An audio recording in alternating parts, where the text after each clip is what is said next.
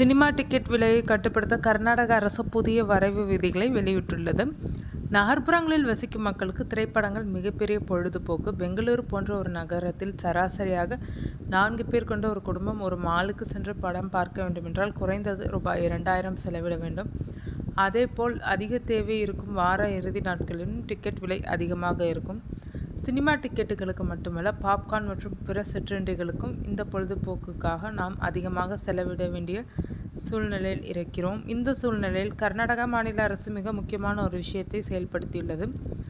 அதன்படி திரையரங்குகள் மற்றும் மல்டிப்ளெக்ஸ் திரையரங்குகளில் திரைப்பட டிக்கெட்டுகளின் விலை அதிகபட்சமாக ரூபாய் 200 வரி விலக்குடன் இருந்தாலும் 75 அல்லது அதற்கும் குறைவான இருக்கைகள் கொண்ட பிரீமியம் வசதிகளை கொண்ட திரையரங்குகளுக்கு இந்த விலை கட்டுப்பாடு பொருந்தாது. இந்த வரைவு விதிகள் குறித்து பொதுமக்களும் ஆர்வமுள்ள தரப்பினரும் 15 நாட்களுக்குள் தங்கள் கருத்துக்களை தெரிவிக்கலாம்.